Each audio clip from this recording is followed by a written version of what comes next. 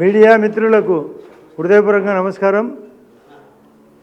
సమస్య అందరూ చెప్పే సమస్య, జగన్మోహన్ రెడ్డి గారు తన 10 మంది ఎమ్మెల్యేలు అసెంబ్లీకి రాకపోవడమే కాకుండా 5 సంవత్సరాలు ప్రజాపాలన కూడా వదిలేశాడు. అసెంబ్లీకి రావడం ఎలా వదిలేశాడో, అతను చెప్పే మాట పైకొకటి లోపలొకటి ఎక్స్పెక్ట్ చేసినాడు. మళ్ళీ 175 అని, అవి 11కు దిగజారాలకు తట్టుకోలేక ఈ యొక్క ప్రభుత్వము చేసే పనులు సూపర్ 6 ఓన్లీ సంక్షేమమే కాకుండా అభివృద్ధి విషయంలో భారీగా జరిగేది తట్టుకోలేక ఈ యొక్క మెడికల్ కాలేజీ పైన సమస్య రైజ్ చేసినాడు. మేము 17 కాలేజీలు కేంద్ర సహకారంతో మేము కేంద్ర ప్రభుత్వం తరఫున భారతీయ జనతా పార్టీ తరఫున కేంద్రం ఆ రోజు కానీ ఈరోజు కూటమి ప్రభుత్వంలో కానీ 1000 కోట్లు ఇస్తే ఆ డబ్బు కూడా ఖర్చు పెట్టలేని దరిద్రుడు. తను ఒక 500 కోట్లు ఖర్చు పెడతానని దాన్ని కూడా కాలరాసిన వ్యక్తి. ఈరోజు పద్ధతిగా ప్రాక్టికల్గా మొదటి దశలో 4 కాలేజీలు, అందులో జగన్మోహన్ రెడ్డి గారి యొక్క కడప జిల్లాకు సంబంధించిన పులివెందుల కూడా, మార్కాపురం కావచ్చు, ఆదోని, మరొకటి మదనపల్లె చిత్తూరు జిల్లా. కారణం ఎట్లా చేయాలా, డబ్బు అవసరం. 10 లక్షల కోట్లకు పైగా అప్పు చేసినాడు. దానికి తోడు అవసరం కేంద్ర సహకారము, రాష్ట్ర సహకారంతో పాటు ప్రైవేటు యొక్క సంస్థల సహకారం కూడా అవసరం. మీరు గమనించారు లేదో, జగన్మోహన్ రెడ్డి అసలు కేంద్రం ఫారిన్ డైరెక్ట్ ఇన్వెస్ట్మెంట్ కూడా ఆహ్వానం పలుకుతుంది. మనం రండి, బీమా రంగంలో 100% మీకు అలో చేస్తాం. రేపు పార్లమెంట్లో బిల్లు కూడా ప్రవేశపెట్టబోతున్నారు. ఎందుకు? డబ్బు అవసరం. జిఎస్టీ తగ్గించారు, అందరికీ ఉపయోగపడాలా. రేపు 22వ తేదీ నుంచి 1000 రకాల ఐటాలు 140 కోట్ల ప్రజలకు ఉపయోగపడే విధానం, పెద్దవాళ్లకు కూడా సైతం విధానం, ఈ యొక్క ఆలోచన విధానం. అందులో ఇక్కడ ఆలోచన విధానం మొదట 4 కాలేజీలు, నెక్స్ట్ విడత 13, టోటల్ 17. రేపు ఎలక్షన్ నాటికి అన్నిటినీ పకడ్బందీగా చేయాలా. మంచి సంస్థలను ముందుకు తీసుకొచ్చి, పెత్తనం మాత్రం ప్రభుత్వాందే.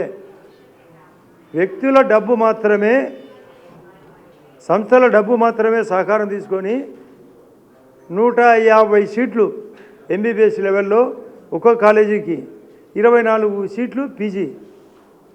ఇది దశల వారీగా చేయాలి. ఊరికే పరిగెత్తి పాలు తాగే కంటే నిలబడి నీళ్లు తాగేది మంచిదనే ఉద్దేశం పెద్దలు ఎప్పుడో చెప్పిన మాట ప్రాక్టికల్గా అమలు చేయాలి. నీ మాదిరి ఆ రోజు షర్మిలమ్మను తాను జైల్లో 2012-13లో ఉన్నప్పుడు వదిలిన బాణమని వదిలినాడు. ఆ తర్వాత అమ్మను, చెల్లెలను వదిలేసినాడు, అమరావతిని వదిలేసినాడు, పోలవరాన్ని వదిలేసినాడు, రోడ్లు గుంతలు పడినా వాటిని వదిలేసినాడు. గవర్నమెంట్ ఆఫ్ ఇండియా కేంద్రం 25 లక్షల ఇండ్లు ఈ రాష్ట్రానికి ప్రధానమంత్రి ఆవాస యోజన కింద ఇస్తే వాటిని వదిలేసినాడు. ఇరిగేషన్ను వదిలేసినాడు. త్రాగునీటినితో drinking water Jal Jeevan mission, Amrut పథకం ఇస్తే వాటిని వదిలేసినాడు.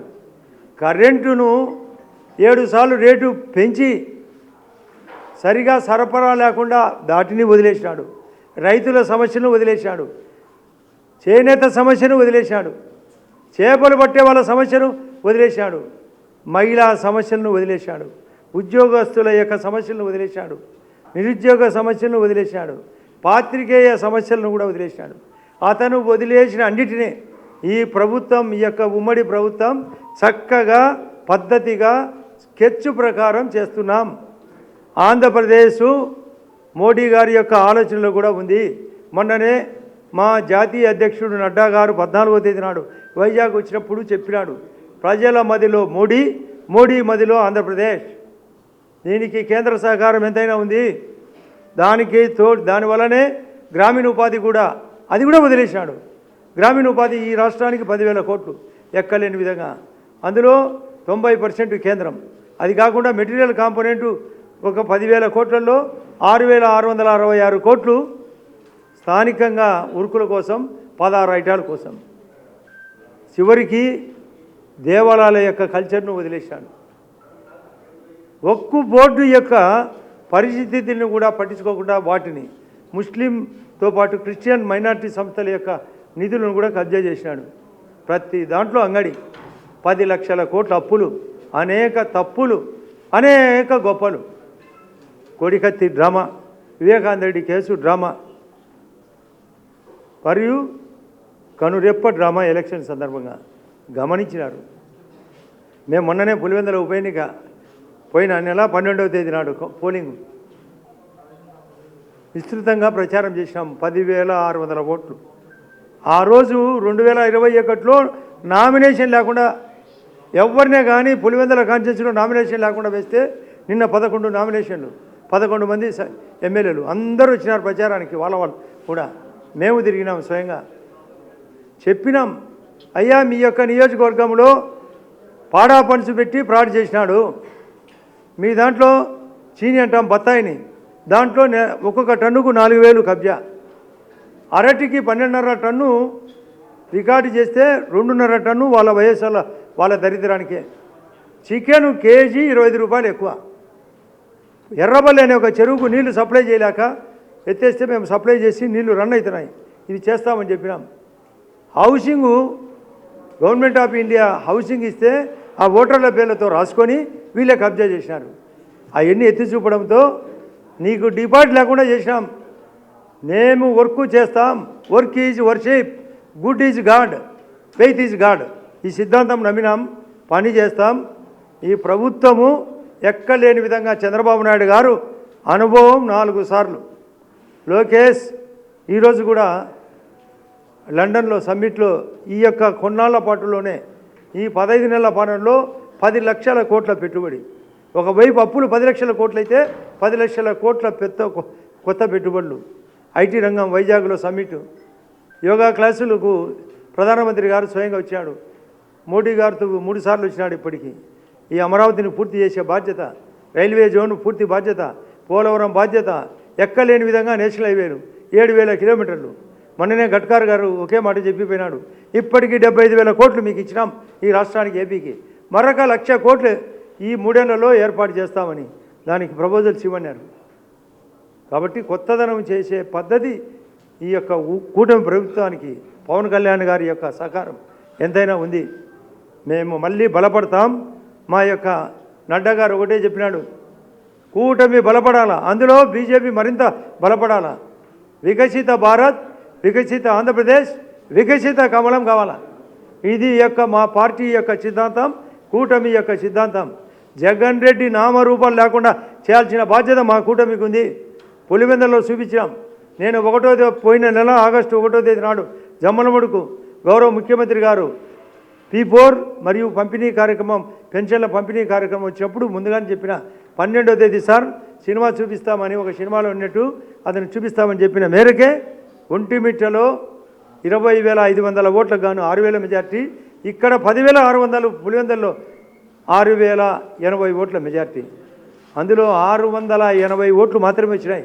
మాకు 6,800 వస్తే అంటే 10% మా పోలైన ఓట్లు 680, అతనికి 10% వచ్చినది. డిపాజిట్ పోయింది. 16.66% రవాణా.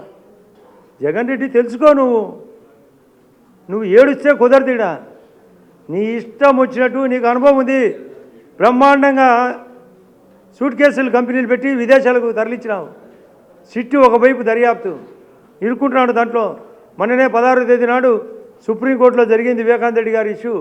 పోయి నాంపల్లె కోర్టులో మళ్ళీ రీప్రొడ్యూస్ చేయమని పిటిషనర్కు పర్మిషన్ ఇచ్చారు. ఆ కేసు ఒకవైపు, పాత 20 కేసులు మరొక వైపు. దాంట్లో నుంచి ముందు ఏర్సు బయటపడు, ఇక్కడికి వచ్చి చెప్పు నీ యొక్క అభిప్రాయం. నువ్వు పెద్ద సాక్షి పేపర్ ఉంది, టీవీ ఉంది, ఎన్నో భారతీయ సిమెంట్ ఫ్యాక్టరీ ఉంది, ఎన్నో సోలార్ కంపెనీలు ఉన్నాయి, ప్రొడక్షన్ కంపెనీలు ఉన్నాయి. నీ తెలివంతా ఉపయోగించు, సలహా ఇవ్వు, నీ మేధావి సలహా ఇవ్వు. 11 మంది మైకుల పర్మిషను, నాకు 2 నిమిషాలు అంటున్నావు. అందరి పర్మిషన్ తీసుకొని గతంలో భారతంలో శకుని అందరి అన్నము శకుడు తింటే అతను బతికినాడు.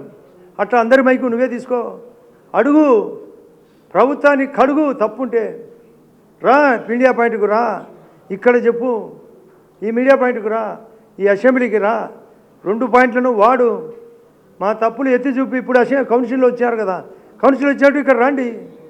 ఇప్పుడు మేము ఎన్ని చేసినాం, ఎన్ని కరెక్షన్ చేస్తున్నాం, నువ్వు వదిలేసినట్టన్నీ మేము అమలు చేస్తున్నాం, చేయబోతున్నాం. మ్యాచ్ పర్ఫెక్ట్గా ఉంది, సూపర్ మ్యాచ్.